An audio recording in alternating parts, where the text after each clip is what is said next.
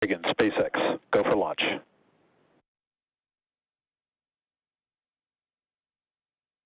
It's a lot.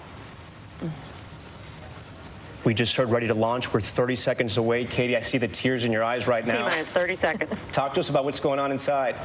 It's a big deal for people to leave the planet. It is so hard, and so many people have come together to make this happen. And we're watching. You have to be there with them. Stage 1 tanks pressing for flight. T-minus 15 seconds. 10, 9, 8, 7, 6, 5, 4, 3, 2, 1, 0. Ignition. Liftoff of the Falcon 9 and Crew Dragon. Go NASA, go SpaceX. Godspeed, Bob and Doug. Godspeed indeed. Vehicle pitching downrange. Emotional moment for you right now, Katie, watching. Stage 1 propulsion is nominal.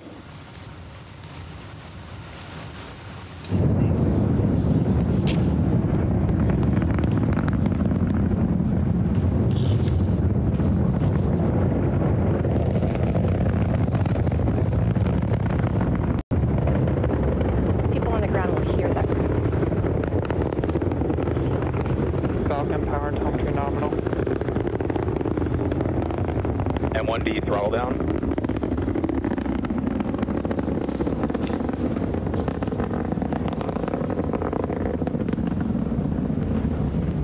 Katie and Christina, as we watch this, I'm thinking about what Bob Behnken told his family just before they left. Let's light that candle because you see that big, beautiful rocket, clear blue skies, and just headed straight on its mission. M1D throttle up. Hope triumphs over fear in a time where our country needs it. Needs to be reminded of that. And down on the ground, they can actually feel. You can physically feel that crackling that we hear. You can physically feel that. Our Gio Benitez is at the Kennedy Space Center right now. Behind him is where the rocket just took off from. And Gio, what are your thoughts? I mean, you were right there. You could feel it. You could hear it. Walk us through. Start of MVAC engine chill. Well, I just have to tell you, I'm emotional right now because this is such a moment. And to feel what Katie was talking about, feeling that moment, feeling that go up into the air, and you can still sort of feel it. Extraordinary human achievement right here. And sorry for getting emotional, but it's my first launch, so there's that. Hey, Christina, Wow. not at all your first launch. What are your thoughts as you're watching this historic moment? I just couldn't be more thrilled. I'm thinking about how Bob and Doug feel in there and how excited they are. You know, every moment of the day was mostly the same as what they had experienced in their training sims until that takes off. And you know you're going up. And at this point, they've been going up for so long, they know they're not stopping till they're in space. And that is just an incredible feeling. It's a new era where space travel isn't just limited to sovereign countries and governments. It's something that's going to be accessible for all, and it's going to be an innovative thing where we just open it up, and I can't wait to see where we get with it. Confirmed. There's first stage set. MVAC ignition. Katie, talk to us about what we're just watching right here. We know this is a sort of a critical moment. So that's the first stage dropping away. We call it main engine cutoff. Explain to us exactly what's happening. So basically the first stage, the first giant piece, we've used all that gas and now we're kicking it off. It's actually going to fly itself back down to the recovery ship. It goes up for another long time and then comes back down, but we'll see all that within the next few minutes. And that was a major part of SpaceX's program, the reusable rockets. Absolutely. To make this, I don't want to say affordable, but to make it cost effective. Exactly, to be able to reuse them again. And actually what they learn and making sure they understand how to make them fly back has been immense.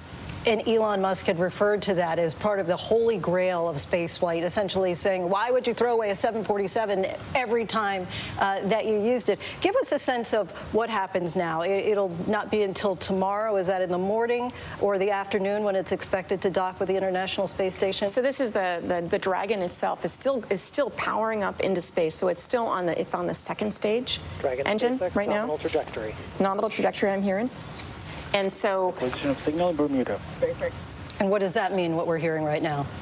They're saying when the next abort site is. Like, so all the way up from North Carolina, basically Nova Scotia, over to Ireland, there are abort points. They are designated points that if something goes wrong, that will be the place. And there are where the Dragon capsule can come off. Exactly. Stage 2 propulsion is still nominal. And that particular abort that's available here actually made this less risky than the initial NASA space shuttle flights. I don't know about the numbers, but it's really it's extremely valuable to have this kind of abort capability, not interrupted by, oh, if it happens at this time, we couldn't quite abort. They have abort capability. They have 50 different abort sites all the way from the Cape and from the time before they fuel. From that time, that capsule could be pulled off of the rocket and Bob and Doug would land in the water. And now it's just a question of if that should happen, where. SpaceX nominal trajectory. Christina, talk to me about what Bob and Doug are doing right now inside the capsule. We can see them there on the left hand of the screen. What are they reviewing and what are they doing at this moment? You know, at this moment, it's really just all about the rocket. So they are probably reviewing some of the pressures and different signals that they're getting in telemetry from the rocket itself. Like Katie said, they are on the second stage, so they're going to continue to be propelled into space up until 8 or so minutes into the total flight. So they're monitoring, but monitoring isn't as simple as just looking at a couple gauges. You know, everything is vibrating. They're having a lot of G-forces on them. So even just monitoring the systems and listening to the communications is a big job as test pilots that they're doing. You know, I'm going to ask our director, Dave DeCinti, if he can, by chance, go back to the initial liftoff when the rocket took off, when it was a go. And I want to bring him back, Colonel Steve Ganyard. Steve, your friend is Doug Hurley. He's in that capsule right now. He is headed for the cosmos. I understand when you saw the rocket take off, it was a pretty emotional moment for you as well. It was. You know, with like Gio, it's hard not to be overwhelmed by this triumph. The number of people that came together to make this happen, and for the U.S. to be going back to space, and to think about this in the broader context of what it means for humankind to be able to go out and truly colonize, to bring in this golden age of space exploration that these guys are laying the foundation for. Your friend Doug Hurley, I mean, he is an astronaut. Like the other astronauts we have joining us on this broadcast, he is somebody who's dedicated his life to this, and it is not an easy life. It is glamorous for the launches, but it is a very difficult life, and your family has to make a lot